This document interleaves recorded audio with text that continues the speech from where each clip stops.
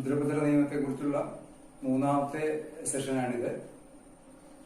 ഇതിൽ പങ്കെടുക്കുന്ന നിങ്ങൾ ഓരോരുത്തരെയും വീണ്ടും സ്വാഗതം ചെയ്യുന്നു. കഴിഞ്ഞ ദിവസത്തെ ക്ലാസ് നിങ്ങൾ ശ്രദ്ധിച്ചു കാണുമെന്ന് കരുതുന്നു. ഇന്നത്തെ ഈ ക്ലാസ്സിലെ കേരള മുദ്രപത്ര നിയമത്തിലെ 3 മുതൽ വകുപ്പുകളെ കുറിച്ച് പറഞ്ഞു പോകാനാണ് ഉദ്ദേശിക്കുന്നത്. ഓരോ വകുപ്പുകളിലും എന്താണ് പറയുന്നതെന്നും അവയിൽ നിന്നും പ്രതീക്ഷിക്കാവുന്ന ചോദ്യങ്ങളും പരാമർശിച്ചു പോകാനാണ് ഉദ്ദേശിക്കുന്നത്. ഇതിലെ ആദ്യത്തെ section 3, instrument chargeable with duty. അതായത് ഇവിടെ subject to the provisions of this act and exemptions contained in the schedule, നിയമത്തിൽ അടങ്ങിയിരിക്കുന്ന വ്യവസ്ഥകൾക്കും പട്ടികയിലെ ഒഴിവുകൾക്കും വിധേയമായി every instrument mentioned in the schedule executed within the state of Kerala. അതുപോലെ every instrument executed by a person outside the state of Kerala and received in the state of Kerala which relates to any property situated within Kerala or to any matter or thing done or to be done within Kerala. അതായത് ഇവിടെ 2 കാര്യമാണ് നമ്മൾ ശ്രദ്ധിക്കേണ്ടത്. ഇവിടെ കേരളത്തിൽ വെച്ച് ഉൾപ്പെടുന്ന ഓരോ കാരണങ്ങൾക്കും ഈ മുദ്രപത്ര നിയമത്തിലെ ഷെഡ്യൂളിൽ പറയുന്ന പ്രകാരമുള്ള മുദ്രയും, അതുപോലെ പുറത്തു വെച്ച് എഴുതി ഒപ്പിട്ടിട്ടുള്ള ഒരു കാരണത്തെ സംബന്ധിച്ചാണെങ്കിൽ ഇവിടുത്തെ പ്രോപ്പർട്ടിയെ സംബന്ധിച്ചോ അല്ലെങ്കിൽ ഇവിടുത്തെ ഇടപാടുകളെ സംബന്ധിച്ചാണെങ്കിൽ ഈ കേരള മുദ്രപത്ര നിയമത്തിൽ പട്ടികയിൽ പറയുന്ന കാരണങ്ങൾക്കുള്ള മുദ്രവില നൽകേണ്ടതാണെന്നാണ് ഇവിടെ പറയുന്നത്. എന്നാൽ സംസ്ഥാന ഗവൺമെന്റോ അല്ലെങ്കിൽ കേന്ദ്ര ഗവൺമെന്റിന്റെ പേരിലോ എഴുതി കൊടുക്കുന്ന ആധാരം, അതായത് ഈ ഗവൺമെന്റ് ഇതിന്റെ ഡ്യൂട്ടി വഹിക്കേണ്ടി വരുന്ന സന്ദർഭങ്ങളിൽ അത്തരം കാരണങ്ങൾക്ക് മുദ്രവില നൽകേണ്ടതില്ല എന്ന് പറയുന്നുണ്ട്. അതുപോലെ മറ്റൊരു സംഗതി പറയുന്നത് an instrument of sale, transfer or other disposition either absolutely by way of mortgage or other of any ship or vessel, അതായത് ഷിപ്പിന്റെ അല്ലെങ്കിൽ വെസലിന്റെയും കൈമാറ്റത്തിന് മുദ്രവില ആവശ്യമില്ല എന്ന് പറയുന്നുണ്ട്. അപ്പൊ ഇത് സംബന്ധിച്ചൊരു ചോദ്യം മുമ്പ് ചോദിച്ചിട്ടുണ്ട്. No duty shall be chargeable in respect of dash, revocation of settlement, sale of ship or vessel, power of attorney, adoption deed. അതിലെ കറക്റ്റ് ആൻസർ എന്ന് പറയുന്നത് sale of ship or vessel.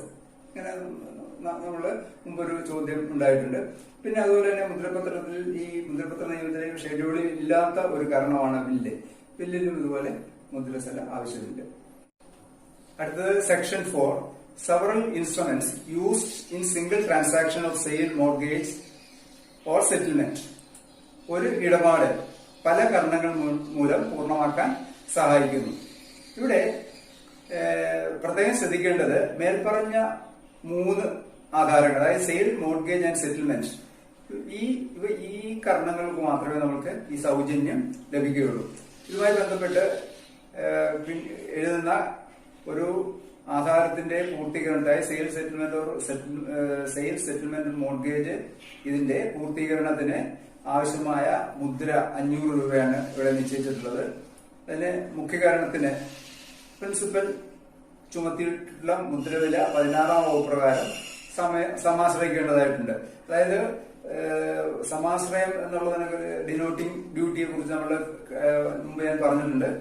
ഒരു കരണത്തിൽ കൊടുത്തിരുന്ന മുദ്രവില അല്ലെങ്കിൽ മുദ്രസല അത് മറ്റൊരു കാരണത്തിൽ രേഖപ്പെടുത്തിക്കൊണ്ട് എഴുതുന്ന സർട്ടിഫിക്കറ്റ് ആണ്. അടുത്തത് പിന്നെ ഇതുമായിട്ട് ബന്ധപ്പെട്ട ചോദ്യം ഉണ്ടായിട്ടുണ്ട്. മുദ്രപത്ര നിയമം 4-ാം വകുപ്പ് പ്രകാരമുള്ള പൂർത്തീകരണ ആധാരം അനുവദിച്ചിരിക്കുന്നത് ഇങ്ങനെ സെയിൽ, സെറ്റിൽമെന്റ് ആൻഡ് മോർഗേജിന് മാത്രമേ ഉള്ളൂ. ഇതിനകത്ത് ചോദിച്ചിട്ടുള്ള എല്ലാത്തരം ആധാരങ്ങൾക്കും, അതുപോലെ തന്നെ വസ്തു കൈമാറ്റ ആധാരങ്ങൾക്ക്, തീറാധാരങ്ങൾക്ക് മാത്രം, പിന്നെ പണയം, ധനനിശ്ചയം എന്നീ ആധാരങ്ങൾക്ക് മാത്രം. ഇങ്ങനെ 4 ചോയ്സ് കൊടുത്തിട്ടുണ്ട്. അതിന്റെ കറക്റ്റ് ആൻസർ ഈ പറയുന്ന സെയിൽ, സെറ്റിൽമെന്റ് ആൻഡ് മോർഗേജ് ആണ്. അടുത്തത് നമ്മൾ കഴിഞ്ഞ ക്ലാസ്സിൽ അതും മനസ്സിലാക്കിയിട്ടുള്ളതാണ്. Instruments, section 5, instruments relating to several distinct matters. പരസ്പരം ബന്ധമില്ലാത്ത ഒന്നിലധികം ഇടപാടുകൾ ഒരാധാരത്തിൽ ഉൾപ്പെടുത്താവുന്നതാണ്. ഇത്തരം സന്ദർഭങ്ങളിൽ ഓരോ ഇടപാടിനും വേണ്ടുന്ന മുദ്രവിലകൾ പ്രത്യേകം നൽകണമെന്നാണ് ഈ വകുപ്പ് അനുശാസിക്കുന്നത്. അടുത്തത് section 6, instruments coming within several description in the schedule. ഒരു കാരണത്തിൽ പരസ്പരം ബന്ധപ്പെട്ട് കിടക്കുന്ന ഒന്നിലധികം ഇടപാടുകളെ സംബന്ധിച്ച വിവരണം വന്നേക്കാം. പട്ടിക പ്രകാരം ഈടാക്കേണ്ട മുദ്രയും വ്യത്യസ്തമായേക്കാം. ഇത്തരം സന്ദർഭങ്ങളിൽ 5-ാം വകുപ്പിൽ നിന്നും വ്യത്യാസമായി കൂടുതൽ മുദ്രവില ഏതിനാണോ ആ മുദ്രവില ചുമത്തിയാൽ മതിയാകും. അടുത്തതുമായി ബന്ധപ്പെട്ട പരീക്ഷിക്കുന്ന ഒരു ചോദ്യം, lease by a debtor to a creditor who asked to appropriate rent towards payment of debt. The instrument was partly a lease and partly a mortgage. With possession, the stamp duty chargeable is highest of the duties. Aggregate amount of the duties cannot determine the duty because nature of the document is unclear. None of this. Highest of these duties ആണ് കൊടുക്കേണ്ടത്. Section 7, payment of higher duty in respect of certain instrument. ചില കാരണങ്ങളുടെ സംഗതിയിൽ കൂടുതൽ മുദ്രവില കൊടുക്കൽ. അന്യ സംസ്ഥാനങ്ങളിൽ വെച്ച് എഴുതിയിട്ടുള്ള ആധാരങ്ങൾ അന്യ സംസ്ഥാനത്ത് വെച്ച് അടച്ചിട്ടുള്ള മുദ്രവിലയും സംസ്ഥാനത്തെ മുദ്രവിലയും തമ്മിൽ വ്യത്യാസമുണ്ടെങ്കിൽ കുറവ് പരിഹരിച്ച് മുദ്രവില നൽകേണ്ടതാണെന്നാണ് 19-ാം വകുപ്പ് പറയുന്നത്. എന്നാൽ കേരളത്തിലെത്തുമ്പോൾ ഏതെങ്കിലും കരണമോ എതിർകരണമോ കൗണ്ടർ പാർട്ട്, ഡ്യൂപ്ലിക്കേറ്റോ പകർപ്പോ മേൽപ്രകാരം മുദ്ര അടിച്ചിട്ടില്ലാത്ത പക്ഷം തെളിവിനായി സ്വീകരിക്കാൻ പാടില്ല. എന്നാൽ കോടതിക്ക് ഈ വകുപ്പ് പ്രകാരം ചുമത്തത്തക്ക മുദ്രവില അതിന്മേൽ അടയ്ക്കാൻ അനുവദിക്കാവുന്നതും അതിനുശേഷം തെളിവിനായി സ്വീകരിക്കാവുന്നതുമാണ്. അടുത്തത് സെക്ഷൻ 8 ആണ്. Bonds or other securities issued on loans. വായ്പകളിൽ മേൽ നൽകപ്പെടുന്ന ബോണ്ടുകളോ മറ്റ് ഉറപ്പുപത്രങ്ങളോ. ഏതെങ്കിലും നിയമത്തിന്റെ വ്യവസ്ഥകൾ പ്രകാരം ബോണ്ടുകളോ ഡിബഞ്ചറുകളോ അല്ലാത്ത മറ്റ് ഉറപ്പുപത്രങ്ങളോ നൽകിക്കൊണ്ട് കടമെടുക്കുന്ന ഏതൊരു തദ്ദേശാധികാര സ്ഥാപനത്തിനും, അതായത് ലോക്കൽ അതോറിറ്റി, ആകെ സംഖ്യയുടെ 1% മുദ്രവില ചുമത്തേണ്ടതാണ്. ആ മുദ്ര പതിക്കേണ്ടതില്ല. ചുമത്തിയ 1% മുദ്ര പതിച്ചാലും മതി. ഇതിനെപ്പറ്റിയൊക്കെ നമ്മൾ കഴിഞ്ഞ ക്ലാസ്സിൽ വിശദമായി സംസാരിച്ചത് കൊണ്ടാണ് അതാണ് എളുപ്പത്തിൽ ഇങ്ങനെ പറഞ്ഞു പോകുന്നത്. ഇപ്പൊ ഓർമ്മപ്പെടുത്തൽ മാത്രമാണിത്. ഇതുമായി ബന്ധപ്പെട്ട് 3 സബ് ക്ലാസ് ഉണ്ട്. അത് ആവർത്തിച്ച് നിങ്ങൾ വായിക്കേണ്ടതാണ്. ഇനി അടുത്തത് സെക്ഷൻ 9 നമ്മൾ പ്രവേശിക്കുകയാണ്. Power to reduce remit or compound duties. Power to reduce remit or compound duties. അതായത് ഏതെങ്കിലും ഒരു കാരണത്തിന് പൊതു താൽപര്യാർത്ഥം മുദ്രവില കുറയ്ക്കാനും വിട്ടുകൊടുക്കാനും വേണ്ടെന്ന് വെക്കാനും സർക്കാരിന് അധികാരമുണ്ട്. ഇതുമായി ബന്ധപ്പെട്ട് സർക്കാർ അങ്ങനെ കുറച്ചു കൊടുക്കുന്ന കാര്യത്തില് അത് ഗസറ്റിൽ നോട്ടിഫൈ ചെയ്യേണ്ടതും എത്രയും പെട്ടെന്ന് അത് നിയമസഭയുടെ മുമ്പാകെ വെക്കേണ്ടതുമാണ്. പിന്നെ അതുപോലെ തന്നെ 45 for compounding of duties payable on instruments referred or called to the collector under section 45A, 45B, 45C. അതായത് 45A, 45B, 45C വകുപ്പുകളുടെ കാര്യത്തിൽ സർക്കാർ നിശ്ചയിക്കുന്ന നിരക്കിലും കാലയളവിലും മുദ്രവില മൊത്തത്തുകയാക്കാൻ, കോമ്പൗണ്ട് ചെയ്യാൻ വ്യവസ്ഥ ചെയ്യാവുന്നതാണെന്നും ഈ വകുപ്പിൽ പറയുന്നുണ്ട്. അത് ഇതുമായി ബന്ധപ്പെട്ട് അണ്ടർവാലുവേഷനുമായി ബന്ധപ്പെട്ട് കോമ്പൗണ്ട് ചെയ്യുന്ന നോട്ടിഫിക്കേഷൻ ഇടയ്ക്കിടയ്ക്ക് വരാറുള്ളതുമാണല്ലോ.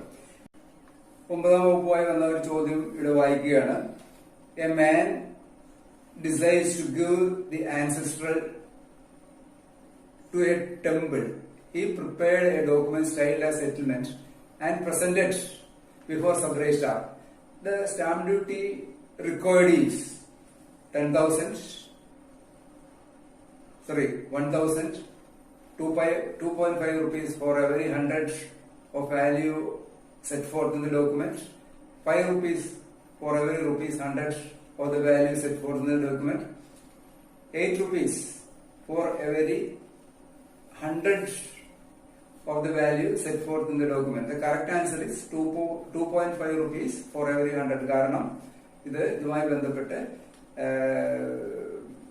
ഒരു ഗിഫ്റ്റ് ധാർമ്മിക ആവശ്യങ്ങൾക്കും മറ്റും എഴുതുന്ന ഒരു ഗിഫ്റ്റോ അല്ലെങ്കിൽ സെറ്റിൽമെന്റിനോ പകുതി മുദ്രവില നൽകിയ മതി എന്ന് പറഞ്ഞ് ഒരു ഉത്തരവ് ഇറങ്ങിയിട്ടുണ്ട്. ആ ഉത്തരവിന്റെ വെളിച്ചത്തിലാണ് ഇവിടെ 2.5 100 രൂപയ്ക്ക് 2.5% മുദ്ര 2.5 രൂപ നിരക്കിൽ മുദ്രവില മതി എന്ന് പറയുന്നത്. 10ാം വകുപ്പ് duties how to be paid. ഇവിടെ പറയുന്നത് all duties with which any instrument are chargeable shall be paid by means of stamp. അതായത് കരണങ്ങൾക്ക് മുദ്രവില മുദ്ര മൂലം നൽകണമെന്നാണ് ഈ വകുപ്പിൽ പറയുന്നത്. മുദ്രകൾ പ്രധാനമായും അടിച്ചതും ഒട്ടിച്ചതും എന്നിങ്ങനെ 2 വിധമുണ്ട്. പട്ടികയിൽ പറയുന്ന കരണങ്ങൾക്ക് പ്രധാനമായും 4 വിധത്തിൽ മുദ്രവില നൽകാവുന്നതാണ്. ഒന്ന്, മുദ്രക്കടലാസിൽ കരണങ്ങൾ എഴുതി സ്റ്റാമ്പ് ചട്ടപ്രകാരം തക്ക ഉദ്യോഗസ്ഥന്റെ മുമ്പാകെ കരണം ഹാജരാക്കി മുദ്ര പതിപ്പിച്ചു വാങ്ങി. സ്റ്റാമ്പ് സൂപ്രണ്ട് ആണ് അധികാരമുള്ളത്. വേറെ കുറച്ച് നമ്മളത് കഴിഞ്ഞ ക്ലാസ്സിൽ പറഞ്ഞിട്ടുള്ളതാണ്. പിന്നെ 3ാമത് ബന്ധവസിൽ വെച്ച് പോരാത്ത മുദ്രവിലയും പിഴയും ഈടാക്കി. അതുപോലെ 31, 32 വകുപ്പ് പ്രകാരം കളക്ടറുടെ മുമ്പായി ഹാജരാക്കി അല്ലെങ്കിൽ അഡ്ജുഡിക്കേറ്റ് ചെയ്ത് വാങ്ങുക. പിന്നെ അടുത്തത് ഒട്ടുമുദ്രകൾ പതിപ്പിച്ചും അഡ്ഹസീവ് സ്റ്റാമ്പ് ഉപയോഗിച്ചും ഇങ്ങനെ ചെയ്യാവുന്നതാണ്. അതുപോലെ ഇതിലെ ഒരു 10B എന്നും പറഞ്ഞ് ഒരു വകുപ്പ് കൂടെ കൂട്ടിച്ചേർത്തിട്ടുണ്ട്. Appointment of central record keeping agency. ഇത് ട്രഷറി വകുപ്പിനെയാണ് പ്രകാരം ചുമതലപ്പെടുത്തിയിട്ടുള്ളത്. Section 11 use of adhesive stamps. അതായത് ഈ ഒട്ടുമുദ്രകളുടെ ഉപയോഗിക്കല്. അതില് instruments chargeable with duty of 20 paise and less, certificate of enrolment in the roll of advocate maintain in the state bar council, notarial acts, instruments as government by notification in the gazette. ഗസറ്റിൽ notify ചെയ്തിട്ടുള്ള കരണങ്ങൾ എന്ന് പറയുന്നത് copies of maps and plans, copies of document printed using computer system under Article 23. പകർപ്പിന്റെയാണ് article 23 എന്ന് പറയുന്നത്. പിന്നെ article 5A, article B and 40, പിന്നെ article 17, പിന്നെ article 33 lease, article 44 power of attorney, പിന്നെ ആർട്ടിക്കിൾ 25. അപ്പൊ ഈ ഇത്തരം ആവശ്യങ്ങൾക്ക് ഉപയോഗിക്കുന്നതിന് വേണ്ടി സ്പെഷ്യൽ അഡ്ഹസീവ് സ്റ്റാമ്പ്, ഇതുമായി ബന്ധപ്പെട്ട് ഓരോ കരണങ്ങൾക്കും സ്പെഷ്യൽ അഡ്ഹസീവ് സ്റ്റാമ്പുകൾ ഇറക്കിയിട്ടുണ്ട്. കേരള മുദ്രപത്ര നിയമപ്രകാരം ഇറക്കിയിട്ടുള്ള സ്പെഷ്യൽ അഡ്ഹസീവ് സ്റ്റാമ്പ് എന്ന് പറയുന്നത് court fees, agreement, brokers note, customs. അതായത് റൂൾ 13 ഇതിനെ സംബന്ധിച്ച് നമുക്ക് വിശദമായി റൂൾ 13, 16 ഇതിൽ കാണാൻ പറ്റും. അപ്പം ചുരുക്കം ഇതാണ്: ചില കരണങ്ങൾക്ക് ഒട്ടുമുദ്ര ഉപയോഗിക്കാം, അടിച്ച മുദ്രയിൽ എഴുതേണ്ട കരണങ്ങൾക്ക് ഒട്ടുമുദ്ര ഉപയോഗിച്ചുകൂടാ. എന്നാൽ ഒട്ടുമുദ്ര ഉപയോഗിക്കേണ്ട കരണങ്ങൾക്ക് അടിച്ച മുദ്ര ഉപയോഗിക്കാവുന്നതാണ്. അടുത്തത് ക്യാൻസലേഷൻ ഓഫ് അഡ്ഹസീവ് സ്റ്റാമ്പ്സ്. ഒട്ടുമുദ്രകൾ പിന്നീട് ഒരിക്കലും ഉപയോഗിക്കാൻ പാടില്ലാത്ത വിധം ഒട്ടിക്കുന്ന സമയം തന്നെ ഒപ്പിട്ട ആൾ റദ്ദാക്കണം. അതാണ് ആർട്ടിക്കിൾ 12 പറയുന്നത്, ക്യാൻസലേഷൻ ഓഫ് അഡ്ഹസീവ് സ്റ്റാമ്പ്സ്. പിന്നെ ഒട്ടുമുദ്രയ്ക്ക് പുറത്ത് ഇത് ക്യാൻസൽ ചെയ്യുന്ന വിധമാണ് അടുത്ത് പറയുന്നത്. ഒട്ടുമുദ്രയ്ക്ക് പുറത്ത് തന്റെ പേരോ പേരിന്റെ ആദ്യാക്ഷരമോ അല്ലെങ്കിൽ തന്റെ കമ്പനിയുടെ പേരോ അതിന്റെ ആദ്യാക്ഷരമോ എഴുതി തീയതിയോ മറ്റുമല്ല ഫലവത്തായ വിധത്തിൽ റദ്ദാക്കാവുന്നതാണ്. ഇത് ചെയ്തില്ലെങ്കിൽ അടുത്തത് പറയും, if not cancelled so that it cannot be used again shall deem to be unstamp. അത് മനസ്സിലാക്കേണ്ടതാണ്. ശരിയായ ഒട്ടുമുദ്ര ശരിയായ രീതിയിൽ റദ്ദ് ചെയ്തില്ലെങ്കിൽ അത് അൺസ്റ്റാമ്പ്ഡ് ആയിട്ട് കണക്കാക്കും.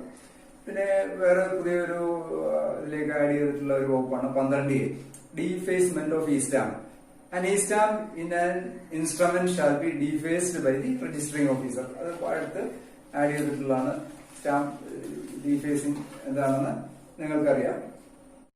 13ാം വകുപ്പാണ് instruments stamped with impressed stamps or a e-stamp how to be written. എങ്ങനെയാണ് നമ്മൾ പഠിച്ചിട്ടുണ്ട്. Every instrument written upon paper stamped with an impressed stamp or e-stamp shall be written in the manner that the stamp may appear on the face of the instrument and cannot be used for or applied to any other instrument. പിന്നെ അടുത്തത് വളരെ ശ്രദ്ധിക്കേണ്ട ഒരു കാര്യം, അടുത്തത് 14 only one instrument to be written on the same stamp. അതായത് ഒരു കർണത്തില് ഒരു കർണം മാത്രമേ, ഒരു രീതിയിലുള്ള കർണം മാത്രമേ എഴുതാൻ പാടുള്ളൂ. പിന്നെ അടുത്തത് section 15 instruments written contrary to section 13 and 14 deemed and stamped. Every instrument written in contravention of section 13 or section 14 shall be deemed to be unstamped. Section 16 denoting duty. ഒരു കർണത്തിന് വേണ്ടുന്ന മുദ്രവില മറ്റൊരു കർണത്തിന് അടിച്ചിരിക്കുന്ന മുദ്രവിലയെ അടിസ്ഥാനപ്പെടുത്തി അപ്രകാരം കർണത്തിന് അടിച്ചിട്ടുള്ള മുദ്രവിലയുടെ വിവരം ഇപ്പോഴത്തെ കർണത്തിൽ രേഖപ്പെടുത്തുന്നതിനെയാണ് സമാശ്രയം അല്ലെങ്കിൽ ഡിനോട്ടിംഗ് ഡ്യൂട്ടി എന്ന് പറയുന്നത്. അതായത് ഒരു മൈനർ മേജർ ആകുമ്പോൾ മുമ്പ് നടന്ന ഒരു സെയിൽ ലീഡ് അതിനെ സമ്മതിക്കുന്നു എന്ന് സങ്കല്പിക്കുക. അപ്പൊ ഇപ്പോഴത്തെ സമ്മതപത്രത്തിന് 500 രൂപ മുദ്ര മതി. മുമ്പ് ഈ സെയിൽ ലീഡിന് 1,00,000 രൂപയുടെ മുദ്രപത്രത്തിലാണ് എഴുതിയിട്ടുണ്ടെങ്കിൽ ആ വിവരം ഈ സമ്മതപത്രത്തിൽ രേഖപ്പെടുത്തുന്നത്, ആ സമ്മതപത്രത്തിന്റെ ഈ സമ്മതപത്രത്തിൽ പഴയ 1,00,000 രൂപയെ സംബന്ധിച്ച് ഈടാക്കിയ വിവരം രേഖപ്പെടുത്തുന്നതിനെയാണ് സമാശ്രയം എന്ന് പറയുന്നത്. ഇതിവിടെ ഏതൊക്കെ കർണങ്ങൾക്കാണ് സമാശ്രയം ആവശ്യമുള്ളതെന്ന് മാനുവൽ ഓർഡർ 391 സിയിൽ വിവരിക്കുന്നുണ്ട്. അത് നിങ്ങളൊന്ന് പരിശോധിക്കുന്നത് നന്നായിരിക്കും. കർണങ്ങൾക്ക് മുദ്രവില ചുമത്തേണ്ട സമയം 17-ാം വകുപ്പ്, 18, 19 ഈ വകുപ്പുകളിലായിട്ടാണ് മുദ്രവില ചുമത്തേണ്ട സമയത്തെ കുറിച്ച് പറയുന്നത്. അത് 17-ാം വകുപ്പ്. കേരളത്തിൽ വെച്ചാണെങ്കിൽ കരണം എഴുതുന്നതിന് മുമ്പോ കരണം എഴുതുന്ന സമയത്തോ മുദ്രവില കൊടുത്തിരിക്കണമെന്നാണ് 17-ാം വകുപ്പ് പറയുന്നത്. എന്നാൽ 18-ാം വകുപ്പ് ഇന്ത്യക്ക് പുറത്തു വെച്ച് എഴുതുകയാണെങ്കിൽ മുദ്ര കൊടുക്കേണ്ടത് ഇന്ത്യയിൽ കരണം എത്തിയതിനു ശേഷം 3 മാസത്തിനുള്ളിൽ അതിന് മുദ്രവില ചുമത്തേണ്ടതാണ്. അന്യ സംസ്ഥാനത്ത്, കേരളത്തിന് പുറത്ത് അന്യ സംസ്ഥാനങ്ങളിൽ വെച്ച് എഴുതുന്ന ഒരു കർണമാണെങ്കിൽ ആ സ്ഥലത്ത് കൊടുത്ത ഏത് സംസ്ഥാനത്താണോ ഇത് എഴുതിയിരിക്കുന്നത് ആ സംസ്ഥാനത്ത് എഴുതി കൊടുത്തിട്ടുള്ള മുദ്രവിലയേക്കാൾ വ്യത്യാസമുണ്ടെങ്കിൽ, ഇവിടുത്തെ മുദ്രവിലയും അവിടുത്തെ മുദ്രവിലയും തമ്മിൽ വ്യത്യാസമുണ്ടെങ്കിൽ ആ വ്യത്യാസമുള്ള തുകയ്ക്കുള്ള മുദ്രവില ഇവിടെ കൊടുക്കേണ്ടതാണ്. ഇതാണ് 17-ഉം 18-ഉം 19-ഉം തമ്മിലുള്ള വ്യത്യാസം. കേരളത്തിലാണെങ്കിൽ എഴുതി കൊടുക്കുന്ന സമയത്തോ അല്ല എഴുതുന്നതിന് മുമ്പോ, ഇന്ത്യയുടെ പുറത്ത് വെച്ചാണെങ്കിൽ ഇന്ത്യയിലെത്തി 3 മാസത്തിനുള്ളിൽ, കേരളത്തിലെത്തി 3 മാസത്തിനുള്ളിൽ മുദ്ര നൽകിയിരിക്കണം. കേരളത്തിന് പുറത്ത് മറ്റ് സംസ്ഥാനങ്ങളിൽ വെച്ച് അവിടുത്തെ മുദ്ര നൽകിയിട്ടുണ്ടെങ്കിൽ വ്യത്യാസം വന്നിട്ടുണ്ട്, അതിന് അവിടുത്തെ മുദ്രയേക്കാൾ കൂടുതലാണ് ഇവിടുത്തെ മുദ്രയെങ്കിൽ ആ വ്യത്യാസം കണക്കാക്കി ആ വ്യത്യാസത്തിനുള്ള മുദ്രവില ഇവിടെ കൊടുക്കേണ്ടതാണ്.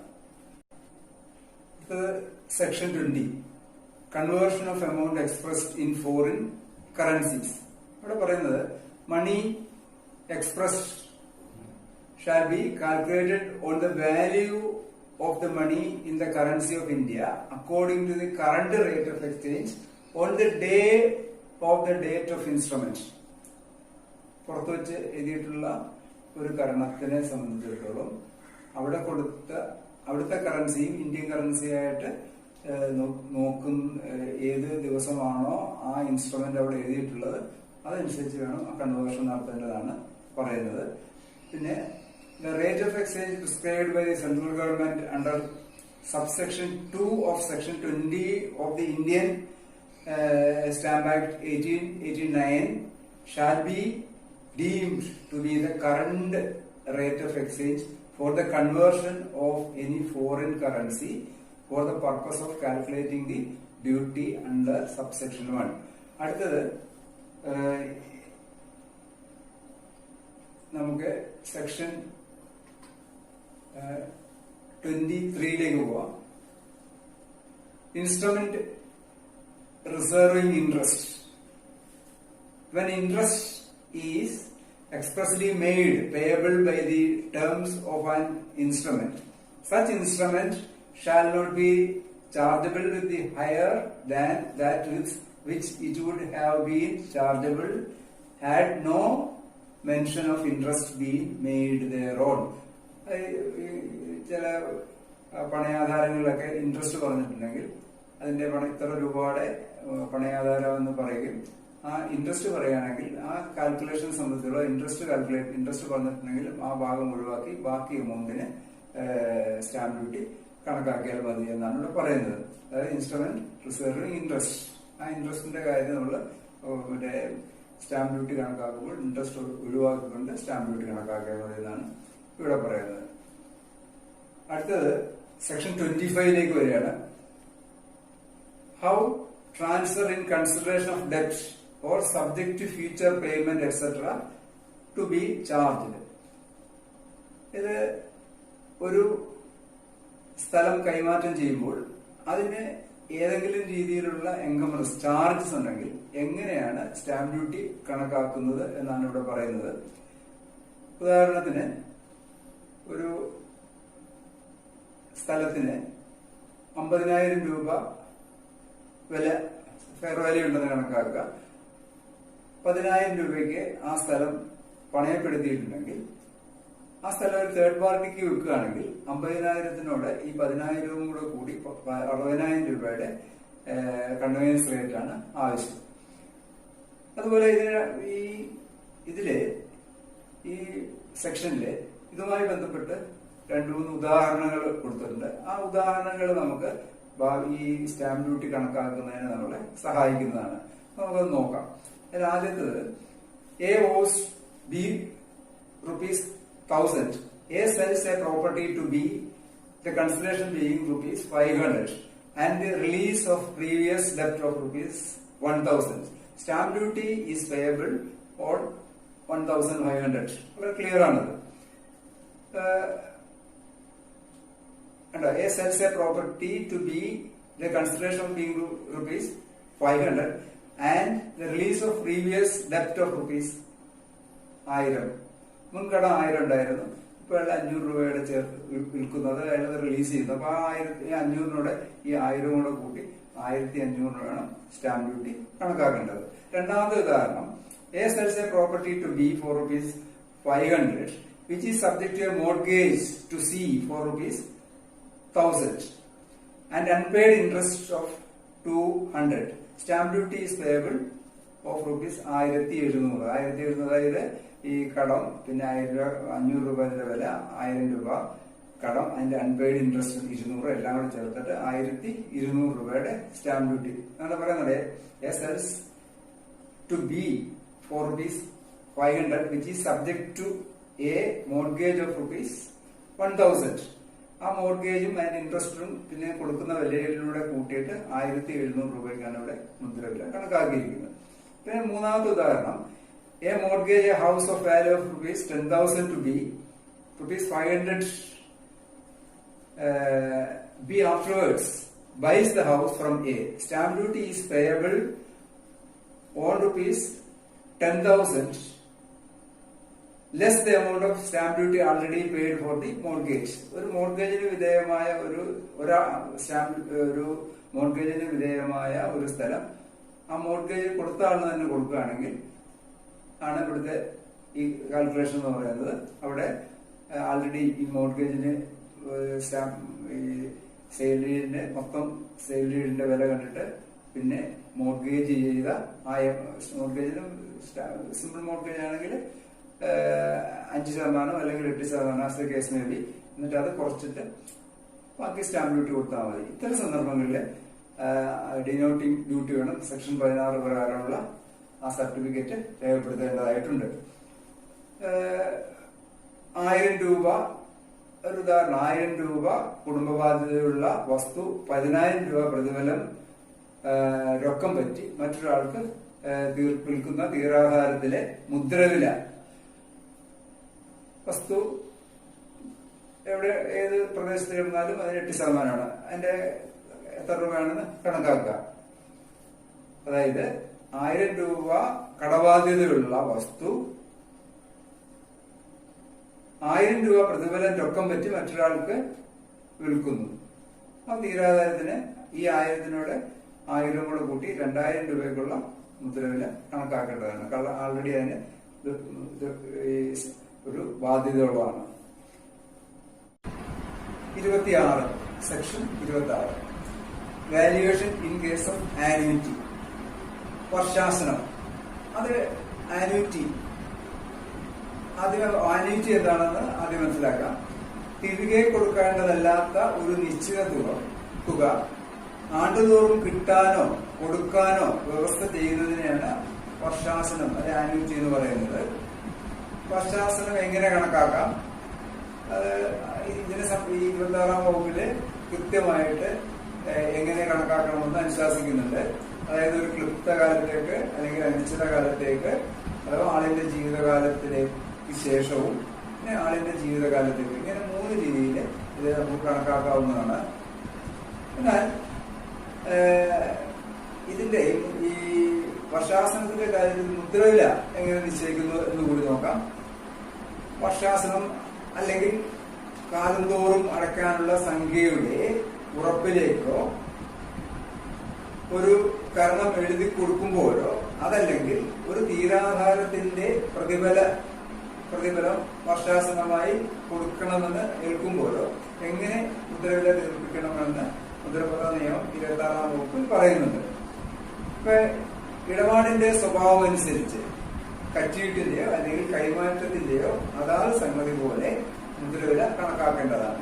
ഒരു ബോണ്ട് എന്ന രീതിയിൽ എഴുതി കൊടുക്കുകയാണെങ്കിൽ അതിന് 105% എന്ന രീതിയിൽ കണക്കാക്കിയാൽ മതി.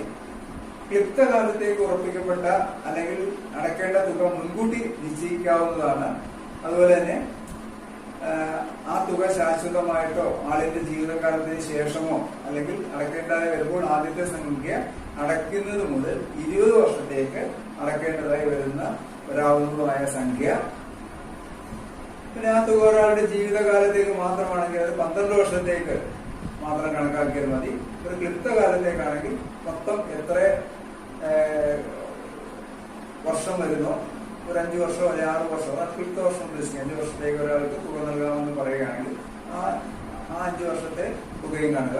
ഇങ്ങനെ 3 രീതിയിലും കാണുന്ന, അതായത് 20 വർഷത്തേക്ക്, 12 വർഷത്തേക്ക്, 5 വർഷത്തേക്ക്, ഇങ്ങനെ വരുന്ന തുകയുടെ ഒരു ബോണ്ടിന്റെ സ്വഭാവമാണ് ആ കരണത്തിന് വരുന്നതെങ്കിൽ അതിന് 100ക്ക് 5 രൂപ എന്ന തോതിൽ കണക്കാക്കേണ്ടതാണ്. ഉദാഹരണത്തിന് ഒരു വിവാഹം മോചിതയായ ഒരാൾ അയാളുടെ മകൾക്ക് 5 വർഷത്തേക്ക് ഓരോ മാസവും പ്രതിമാസം ഇത്ര രൂപ എന്ന് പറഞ്ഞ് കൊടുക്കുകയാണെങ്കിൽ ആ മൊത്തം 5 വർഷം അയാൾ എത്ര രൂപ കൊടുക്കേണ്ടി വരുമോ ആ തുകയുടെ 5% കണക്കാക്കേണ്ടത്. അതുപോലെ ഈ ചില ഈ അമ്പലങ്ങളിലും അതുപോലെ ഓരോരുത്തരെ ജീവിതകാലം വരെ അല്ലെങ്കിൽ ജീവിതകാലത്തിന് ശേഷവും പ്രതിമാസം ഇത്ര രൂപ വെച്ച് കൊടുക്കാമെന്ന് എഴുതുകയാണെങ്കിൽ അത് ഈ രീതിയിൽ വർഷാസനം എന്ന രീതിയിൽ അതിന്റെ മുദ്രവില അത് രേഖപ്പെടുത്തുമ്പോഴാണ് ഇതെല്ലാം കർണമായി മാറുന്നത്. അപ്പോഴാണ് ഇതിന് സ്റ്റാമ്പ് ഡ്യൂട്ടി കൊടുക്കേണ്ടി വരുന്നത്. Section 28 facts affecting duty to be set forth in the instrument. ഒരു കരണത്തെ സംബന്ധിച്ചിടത്തോളം അതിന്റെ മുദ്രവിലെ നിർണയിക്കുന്ന എല്ലാ സംഗതികളും അവിടെ പ്രതിപാദിച്ചിരിക്കണമെന്നാണ് ഈ വകുപ്പ് പറയുന്നത്. അതായത് the consideration if any and all other facts and circumstances affecting the chargeability of any instrument with duty or the amount of the duty with which it is chargeable shall be fully and truly set forth in the instrument. ശരിയായ ഒരു കാരണത്തെ സംബന്ധിച്ചിടത്തോളം മുദ്രവില കണക്കാക്കുന്നതിന് വേണ്ടി ശരിയായ മുദ്രവില അതിന്റെ എല്ലാ facts and circumstances ശരിയായി വിവരിക്കണമെന്നാണ് പറയുന്നത്.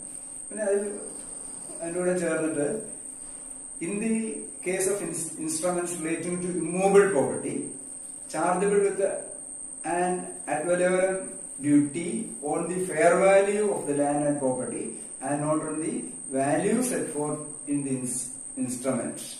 അതായത് ഫെയർ വാല്യൂവിനെ സംബന്ധിച്ചിടത്തോളം ഫെയർ വാല്യൂ നിശ്ചയിച്ചിട്ടുണ്ട് കേരളത്തിന് മുഴുവൻ.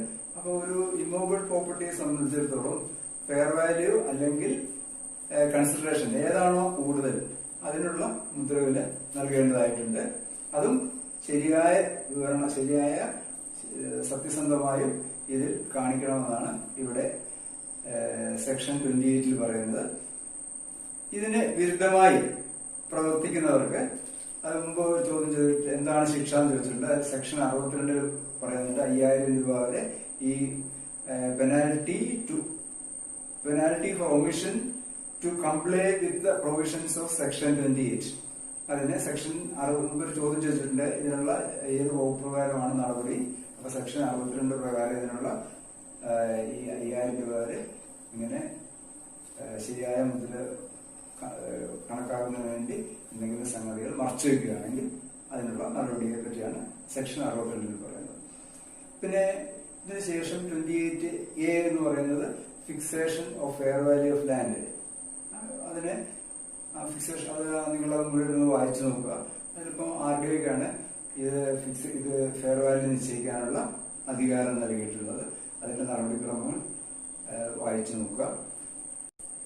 അടുത്തത് 28B എന്ന് അടുത്ത് ഒരു വകുപ്പ് കൂടി കൂട്ടിച്ചേർത്തിട്ടുണ്ട്. അതായത് valuation of flat or apartment. അപ്പാർട്ട്മെന്റിന്റെ അല്ലെങ്കിൽ ഫ്ലാറ്റിന്റെ ഒരു വാല്യുവേഷൻ സർട്ടിഫിക്കറ്റും ഇതോടൊപ്പം ആധാരത്തോടൊപ്പം ഉണ്ടാകണമെന്നുള്ള ഒരു വകുപ്പാണിത്. അപ്രൂവ്ഡ് വാല്യൂർ ആണ്. അതിനെ സംബന്ധിച്ച് നിങ്ങൾക്ക് കൂടുതൽ അറിയാവുന്ന കാര്യമാണ്. ഒരു ആധാരത്തോടൊപ്പം ഈ വാല്യുവേഷൻ സർട്ടിഫിക്കറ്റും ആവശ്യമാണെന്നാണ് ഇവിടെ സൂചിപ്പിക്കുന്നത്. അതിന്റെ നടപടിക്രമങ്ങളും അതോടൊപ്പം പറയുന്നുണ്ട്. അടുത്തത് 28C valuation of building other than flat and apartment. ഇതുപോലെ തന്നെ ആധാരത്തോടൊപ്പം സ്ഥലത്തിനോടൊപ്പം ഏതെങ്കിലും കെട്ടിടങ്ങളുണ്ടെങ്കിൽ ആ കെട്ടിടത്തിന്റെയും വിലയുടെ വാല്യുവേഷൻ സർട്ടിഫിക്കറ്റ് വേണമെന്നാണ് ഈ വകുപ്പിൽ പറയുന്നത്. അടുത്തത് സെക്ഷൻ 30. അത് വളരെ സാധാരണ ഇതുമായി ബന്ധപ്പെട്ട ചോദ്യങ്ങൾ സാധാരണ വരാറുണ്ട്. ഡ്യൂട്ടീസ് ബൈ ഹും, അതായത് heading duty by whom payable എന്നുള്ളതാണ് ഈ വകുപ്പ്. അതായത് ഡ്യൂട്ടീസ് ബൈ ഹും പേയബിൾ വിപരീതമായ ഒരു ഉടമ്പടി ഇല്ലാത്ത പക്ഷം ശരിയായ മുദ്രവില നൽകാനുള്ള ചെലവ് ആര് വഹിക്കണം എന്നാണ് ഇവിടെ സെക്ഷൻ 30 പറയുന്നത്. അത് നിങ്ങൾ പല ആവർത്തി വായിക്കേണ്ടതായിട്ടുണ്ട്. അത് ഇതുമായി ബന്ധപ്പെട്ട് ചോദ്യങ്ങൾ വരാറുള്ളതുകൊണ്ട് ഒരു ഏതെങ്കിലും ഒരു ആധാരത്തിന്റെ പേര് തന്നിട്ട് അതിന് ആരാണ് അതിന്റെ മുദ്രവില വഹിക്കേണ്ടത്. ഇതിൽ പറഞ്ഞിട്ടുള്ളത് administration bond, agreement relating to deposit of title, അങ്ങനെ ഉള്ള കുറെ സെറ്റിൽമെന്റ്, അതുപോലെ തന്നെ റിലീസിങ്, കുറെ ആധാരങ്ങളെ സംബന്ധിച്ച് പറയുന്നുണ്ട്. ഇങ്ങനെയുള്ള ആധാരങ്ങളെ എഴുതി കൊടുക്കുന്ന ആളാണ്. അതുപോലെ തന്നെ സെയിൽ ഡീഡിനെ സംബന്ധിച്ച് വാങ്ങുന്ന ആളാണ്. അപ്പൊ നിങ്ങൾ ആ പട്ടികയിൽ പറയുന്ന ആധാരങ്ങളും അവ ആര് നൽകണം, അതിന്റെ ഡ്യൂട്ടി ആര് നൽകണം എന്നുള്ളത് നിങ്ങൾ ശരിയായി മനസ്സിലാക്കണം.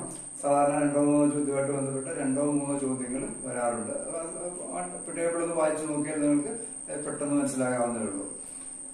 ഇനിയും ഇതുമായിട്ട് ബന്ധപ്പെട്ട ചോദ്യങ്ങൾ എന്ന് പറയുന്നത് സമ്മതപത്രം, ഒരു മുറി, പരസ്പരം, ഇങ്ങനെയുള്ള കുറെ ആധാരങ്ങൾ മുമ്പൊക്കെ അങ്ങനെയാണ് ചോദിച്ചിരുന്നത്. ഇപ്പൊ അങ്ങനെയല്ല, ഒബ്ജക്റ്റീവ് ടൈപ്പ് ആയതുകൊണ്ട് ഇന്ന കരണത്തിന് ആര് മുദ്രവില നൽകണം എന്നുള്ള ഒരു ചോദ്യമായിരിക്കും വരിക. സാധാരണ 2-3 ചോദ്യങ്ങൾ ഇപ്പോൾ അടുത്ത് ഉള്ള പരീക്ഷകളിൽ ഇതുമായി ബന്ധപ്പെട്ട 2-3 ചോദ്യങ്ങൾ വന്നതായിട്ട് എന്റെ ശ്രദ്ധയിൽപ്പെട്ടിട്ടുണ്ട്.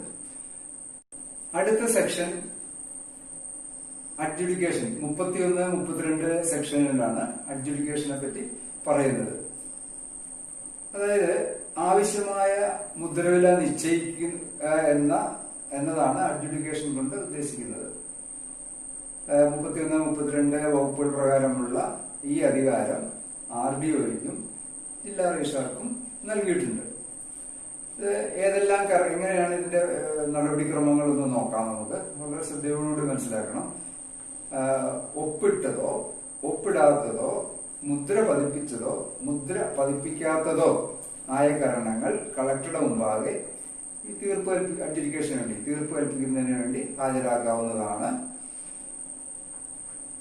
ഇനി ശ്രദ്ധിക്കേണ്ട കുറെ കാര്യങ്ങളുണ്ട്. ഇതുമായി ബന്ധപ്പെട്ട് ചോദ്യങ്ങൾ വരാറുള്ളതാണ്. ആരും ഒപ്പിടാത്തത് എപ്പോൾ വേണമെങ്കിലും ഹാജരാക്കാം. ഈ നിയമത്തിൽ പറഞ്ഞിട്ടുള്ള കാര്യങ്ങളാണ് ഇവിടെ എടുത്തു പറയുന്നത്. ഇന്ത്യയിൽ വെച്ച് ഒപ്പിട്ടതിന് ശേഷം 1 മാസത്തിനകം ഒപ്പിട്ട ആധാരങ്ങളാണ്. കേരളത്തിൽ വെച്ച് ഒപ്പിട്ടതിനുള്ളതാണെങ്കിലും 1 മാസം. ഈ കളക്ടറുടെ മുമ്പ് ആകെ ഹാജരാക്കുന്നതിന്റെ വിവരമാണ് ഞാൻ പറയുന്നത്. പിന്നെ സംസ്ഥാനത്തിന് പുറത്തു വെച്ച് എഴുതപ്പെട്ടവയും ആ പ്രദേശത്ത് നിയമപ്രകാരം മുദ്ര പതിപ്പിച്ചതാണെങ്കിൽ 3 മാസത്തിനുള്ളിൽ മതി. സെക്ഷൻ 19 പ്രകാരം 3 മാസത്തിനുള്ളിൽ. അപ്പൊ നമ്മൾ ശ്രദ്ധിക്കേണ്ട കാര്യം ഒപ്പിട്ടതോ ഒപ്പിടാത്തത്. ഒപ്പിട്ടതാണെങ്കിൽ കേരളത്തിൽ വെച്ചോ കേരളത്തിന്റെ പുറത്ത് വെച്ചോ ഒപ്പിട്ട കാരണങ്ങൾ എന്തായാലും 1 മാസത്തിനുള്ളിൽ തന്നെ ഹാജരാക്കിയിരിക്കണം. എന്നാൽ പുറത്തു വെച്ചിട്ടുള്ള ഒരു ആധാരത്തിന് മുദ്ര പതിപ്പിച്ചിട്ടുണ്ടെങ്കിൽ അത് ബാക്കി മുദ്ര പതിപ്പിക്കുന്നതിന് വേണ്ടി ആ വ്യത്യാസം പതിപ്പിക്കുന്നതിന് വേണ്ടി 3 മാസത്തിനുള്ളിൽ ഹാജരാക്കിയത് മതി. ഇന്ത്യയുടെ വെളിയിൽ വെച്ച് ഒപ്പിട്ട് കൊടുത്ത ഒരു ആധാരമാണെങ്കിൽ ഇന്ത്യയിലെത്തി 3 മാസത്തിനുള്ളിൽ അത് ഹാജരാക്കിയാൽ അഡ്ജുഡിക്കേഷന് വേണ്ടി ഹാജരാക്കിയാൽ മതി. പിന്നെ ഇതിന്റെ നടപടിക്രമം എന്ന് പറയുന്നത് ജില്ലാ രജിസ്ട്രാർ അല്ലെങ്കിൽ കളക്ടറുടെ അധികാരം ഉപയോഗിച്ച് ജില്ലാ രജിസ്ട്രാർ അല്ലെങ്കിൽ RDO അല്ലെങ്കിൽ RDO ആണ് സാധാരണ. ജില്ലാ രജിസ്ട്രാർ അല്ലെങ്കിൽ സാധാരണ RDOയുടെ മുമ്പിൽ കൊണ്ടുപോയാലും അഡ്ജുഡിക്കേഷൻ ചെയ്ത് കിട്ടും. ആധാരം പരിശോധിച്ച് തെളിവുകളുടെ അടിസ്ഥാനത്തിൽ കളക്ടർ എത്ര മുദ്ര വേണമെന്ന് നിശ്ചയിക്കുന്നു. കളക്ടറുടെ അഭിപ്രായ പ്രകാരമുള്ള മുദ്രസല ഹാജരാക്കപ്പെട്ട കരണത്തിന് ഉണ്ടാവുകയോ അല്ലെങ്കിൽ പോരാ എന്ന് വരികയോ മുഴുവൻ സംഖ്യ അടയ്ക്കുകയോ ചെയ്താൽ 32-ാം വകുപ്പ് പ്രകാരം കരണത്തിൽ സർട്ടിഫിക്കറ്റ് രേഖപ്പെടുത്തി നൽകുക. കളക്ടറുടെ സർട്ടിഫിക്കറ്റ് ആധാരത്തിന്റെ പുറത്തു തന്നെ ആയിരിക്കണം രേഖപ്പെടുത്തേണ്ടത്. വേറെ കടലാസിൽ രേഖപ്പെടുത്താൻ പാടില്ല. ഇത്രയാണ് ഈ അഡ്ജുഡിക്കേഷനുമായിട്ട് ബന്ധപ്പെട്ട് പറയാനുള്ളത്. അടുത്തത് ചാപ്റ്റർ 4 33 മുതൽ 46 വരെയുള്ള വകുപ്പുകൾ മൊത്തമായി പറഞ്ഞു പോവുകയാണ്. അതിലെ പ്രധാന കാര്യങ്ങൾ മാത്രം പറഞ്ഞു പോവുകയാണ്. അല്ലെങ്കിൽ നമ്മളുടെ ഈ ഇത് കവർ ചെയ്ത് തീരില്ല. അതുകൊണ്ട് വളരെ ശ്രദ്ധയോടുകൂടി നിങ്ങൾ ആ പുസ്തകം ബാക്കി വായിക്കുക. ഇനിയും എന്താണ് സെക്ഷൻ 33 ഇമ്പൗണ്ടിങ്ങുമായിട്ട് ബന്ധപ്പെട്ട കാര്യങ്ങളാണ് ഇവിടെ ഞാൻ സൂചിപ്പിക്കാൻ ആഗ്രഹിക്കുന്നത്. നിങ്ങൾക്കറിയാം, എന്താണ് കേട്ടിട്ടുണ്ടാവും, ശരിയായ മുദ്രയില്ലാത്ത ഒരാധാരം ആണ് ഉദ്ദേശിക്കുന്നത്. ഇമ്പൗണ്ടിങ് കൊണ്ട് ഉദ്ദേശിക്കുന്നത് ഒരു സർക്കാർ ഓഫീസിൽ രജിസ്ട്രിംഗ് ഉദ്യോഗസ്ഥൻ ഉൾപ്പെടെ തന്റെ കൃത്യനിർവഹണത്തിനിടെ ഹാജരാക്കപ്പെടുന്ന കരണങ്ങൾക്ക് ശരിയായ മുദ്രവില പതിച്ചിട്ടുണ്ടോ എന്ന് നിയമപ്രകാരം പതിച്ചിട്ടുണ്ടോ എന്ന് നോക്കേണ്ടത് ആ ഉദ്യോഗസ്ഥന്റെ ചുമതലയാണ്. പക്ഷെ ഈ ചുമതല ഇത് ഒരു പോലീസ് അധികാരികൾക്ക് ഇത് പരിശോധിക്കാനുള്ള അധികാരമില്ല. എന്നാൽ ഇങ്ങനെ പരിശോധിക്കുമ്പോൾ സബ് രജിസ്ട്രാർ ആണെങ്കിൽ ഇത്തരം കരണങ്ങൾ ജില്ലാ രജിസ്ട്രാർക്ക് മേൽനടപടിക്കായിട്ട് അയച്ചു കൊടുക്കേണ്ടതും ജില്ലാ രജിസ്ട്രാർ അവിടെ 39 പ്രകാരം ഇതിനെ സംബന്ധിച്ച് നടപടി എടുക്കുന്നതാണ്. ഡ്യൂലി സ്റ്റാമ്പ്ഡ് ആണെന്ന് തോന്നുകയാണെങ്കിൽ അദ്ദേഹം 39 അയച്ചു കൊടുക്കുന്ന കാരണം അദ്ദേഹത്തിന്റെ പരിശോധനയ്ക്ക് ശേഷം മുദ്രവില ആവശ്യമില്ല എന്ന് തോന്നുകയാണെങ്കിൽ, അന്ന് ആ ഒരു നിഗമനത്തിൽ എത്തുകയാണെങ്കിൽ 39A പ്രകാരം ഒരു സർട്ടിഫിക്കറ്റ് ശരിയായ മുദ്ര പതിപ്പിച്ചിട്ടുള്ള ആളോ എന്ന് പറഞ്ഞിട്ട് സർട്ടിഫിക്കറ്റ് എഴുതി മടക്കി കൊടുക്കും. എന്നാൽ ഒരു സബ് രജിസ്ട്രാർ അയച്ചിട്ടുള്ള ആധാരത്തിന് ശരിയായ മുദ്ര പതിപ്പിച്ചിട്ടില്ല എന്ന് തോന്നുകയാണെങ്കിൽ ജില്ലാ രജിസ്ട്രാർ അത് സംബന്ധമായ തീരുമാനമെടുക്കണം. അതായത് കുറവ് മുദ്രസലയും അതിന് 10 ഇരട്ടിയിൽ കുറയാത്ത ഫീസും നിശ്ചയിച്ച് ഈ തുക ഈടാക്കി റിപ്പോർട്ട് ചെയ്യാനായിട്ട് സബ് രജിസ്ട്രാർക്ക് അറിയിക്കുന്നു. സബ് രജിസ്ട്രാർ അപ്രകാരം കക്ഷിയിൽ നിന്ന് കുറവ് മുദ്രസലയും ഫീസും കുറവ് മുദ്രസലയും പെനൽറ്റിയും ഈടാക്കി ജില്ലാ രജിസ്ട്രാർക്ക് റിപ്പോർട്ട് ചെയ്യണം. ജില്ലാ രജിസ്ട്രാർ ആ റിപ്പോർട്ട് കിട്ടിയതിനു ശേഷം 41(1) പ്രകാരം സർട്ടിഫിക്കറ്റ് രേഖപ്പെടുത്തി മടക്കി അയച്ചു കൊടുക്കുന്നു. ഇങ്ങനെയുള്ള കേസുകളിലെ സബ് രജിസ്ട്രാർ റിപ്പോർട്ട് ചെയ്യുമ്പോൾ അസൽ ആധാരം ജില്ലാ രജിസ്ട്രാർക്ക് അയച്ചു കൊടുക്കേണ്ടതായിട്ടുണ്ട്. ഇത് നിങ്ങൾ ഇതുമായി ബന്ധപ്പെട്ട എല്ലാ കാര്യങ്ങളും മുഴുവനായി ഈ പറയുന്ന സെക്ഷനുകൾ വായിച്ചു നോക്കുന്നത് നന്നായിരിക്കും.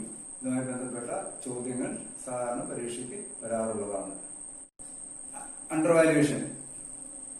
രജിസ്ട്രിംഗ് ഉദ്യോഗസ്ഥന് ആധാരം രജിസ്റ്ററാക്കുമ്പോൾ വിലയോ പ്രതിഫലമോ സത്യസന്ധമായി ആധാരത്തിൽ കാണിച്ചിട്ടില്ലെന്ന വിശ്വസിക്കത്തക്ക കാരണമുണ്ടെങ്കിൽ അദ്ദേഹം അതിന്റെ വിവരങ്ങൾ 45B വകുപ്പ് അനുസരിച്ച് ജില്ലാ കളക്ടർ ജില്ലാ രജിസ്ട്രാർക്ക് റിപ്പോർട്ട് ചെയ്യണമെന്ന് മുദ്രപത്ര നിയമം അനുശാസിക്കുന്നു. അതുപോലെ തന്നെ 28A വകുപ്പ് അനുസരിച്ച് റവന്യൂ ഡിവിഷൻ ഓഫീസർ സംസ്ഥാനത്തെ ഭൂമിയുടെ വില നിശ്ചയിച്ചിട്ടുണ്ട്. ഇത് പ്രകാരം ഫെയർ വാല്യൂ പ്രകാരമുള്ള വില ആധാരത്തിൽ കാണിച്ചിട്ടില്ലെങ്കിലും അത് പ്രകാരം ജില്ലാ സബ് രജിസ്ട്രാർക്ക് നടപടി എടുക്കാവുന്നതാണ്. സബ് രജിസ്ട്രാർക്ക് കുറവ് മുദ്രസലയും ബന്ധപ്പെട്ട് ഫീസും അടയ്ക്കാൻ ആവശ്യപ്പെട്ടുകൊണ്ട് നോട്ടീസ് നൽകാവുന്നതാണ്. 7 ദിവസത്തിനുള്ളിൽ അവർ ഈ സ്റ്റാമ്പ് ഡ്യൂട്ടിയും അതുപോലെ ഫീസും അടയ്ക്കുകയാണെങ്കിൽ അവർക്ക് രജിസ്റ്റർ ചെയ്ത് കൊടുക്കാം. ഇത് സംബന്ധമായിട്ട് ഒരു സർക്കുലർ ഇറങ്ങിയിട്ടുണ്ട്. ആ സർക്കുലർ നിങ്ങളൊന്ന് പരിശോധിക്കുക. അടുത്തത് നിങ്ങൾ ഈ പുസ്തകത്തിൽ പരിശോധിക്കേണ്ട മറ്റ് നിയമങ്ങളാണ് കേടുവന്ന മുദ്രപത്രങ്ങൾ റീഫണ്ടിനുള്ള നടപടിക്രമങ്ങൾ. മുദ്രപത്ര നിയമത്തിലെ 47, 50, 51, 52 എന്നീ വകുപ്പുകൾ പ്രകാരം ഏതെല്ലാം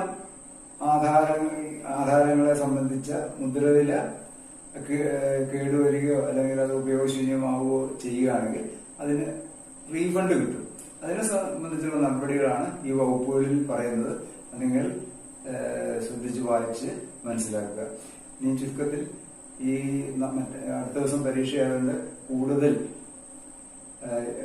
വകുപ്പുകളിലേക്ക് പോകാൻ സമയമില്ലാത്തതുകൊണ്ട് ഇവിടെ മുദ്രപത്ര നിയമത്തെ കുറിച്ചുള്ള ഈ ക്ലാസ് അവസാനിക്കുകയാണ്.